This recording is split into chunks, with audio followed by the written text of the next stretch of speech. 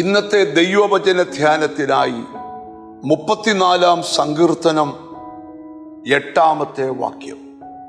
യഹോവ നല്ലവനെന്ന് രുചിച്ചറിയുവീൻ, അവനെ ശരണം പ്രാപിക്കുന്ന പുരുഷൻ ഭാഗ്യവാൻ. പലർക്കും ദൈവത്തെക്കുറിച്ച് അറിവുണ്ട്. ദൈവം നല്ലവനാണ്, ദൈവം കൂടെ ഇരിക്കുന്നവനാണ്, ദൈവം അത്ഭുതങ്ങൾ ചെയ്യുന്നവനാണ്, ദൈവം വലിയ വലിയ വീര്യപ്രവൃത്തികൾ ചെയ്യുന്നവനാണ്. ആമീൻ. അതെല്ലാം നല്ല കാര്യമാണ്.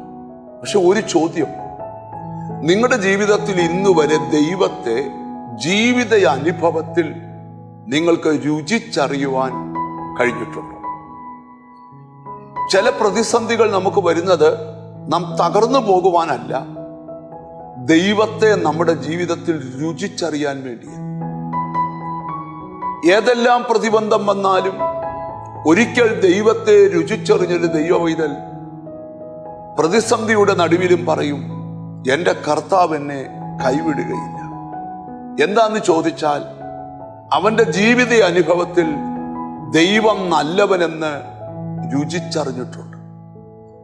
ഞാനൊക്കെ കണ്ടിട്ടുണ്ട്, വലിയ വലിയ പ്രതിസന്ധിയുടെ നടുവിൽ പോകുന്ന ആൾക്കാർ പ്രതിസന്ധികളെ ചിരിച്ചുകൊണ്ട് ഫേസ് ചെയ്യുന്നു.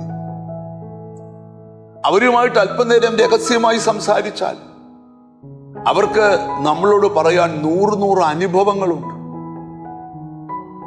എനിക്ക് ഇന്ന പ്രതിസന്ധി വന്നപ്പോ, എന്നെ സഹായിക്കാൻ ആരുമില്ലാഞ്ഞപ്പോ യഥാർത്ഥമായി ദൈവത്തെ ഞാൻ രുചിച്ചറിഞ്ഞ വ്യക്തിയാണ്. ആരോടൊക്കെയോ കർത്താവ് സംസാരിക്കുക. ഒരിക്കലെങ്കിലും ദൈവത്തെ രുചിച്ചിട്ടുള്ളവരോട് പറയാം, നിങ്ങൾക്ക് മുമ്പിൽ വെളിപ്പെടുന്ന പ്രതിസന്ധിയെ നിങ്ങൾ പേടിക്കരുത്. ആ പ്രതിസന്ധിക്ക് നിങ്ങളെ ഒന്നും ചെയ്യാൻ കഴിയത്തില്ല.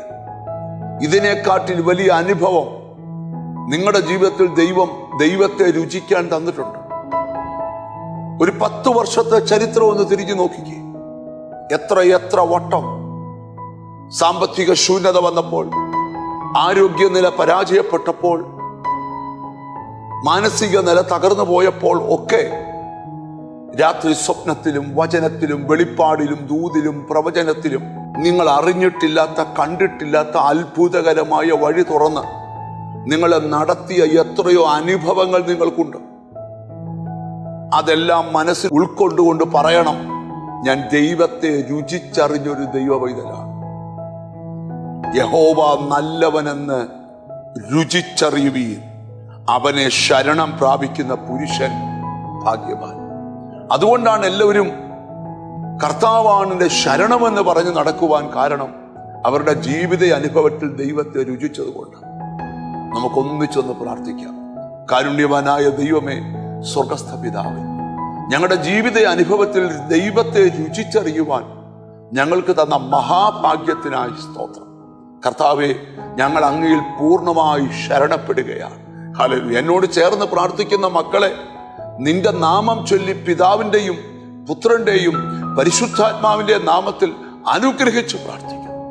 അവർ അനുഗ്രഹിക്കപ്പെടട്ടെ, യേശു ക്രിസ്തുവിൻ നാമത്തിൽ തന്നെ. ആമേൻ. യഹോവ നല്ലവനെന്ന് രുചിച്ചറിഞ്ഞുകൊണ്ട് മുന്നോട്ട് പോകാം. God bless you.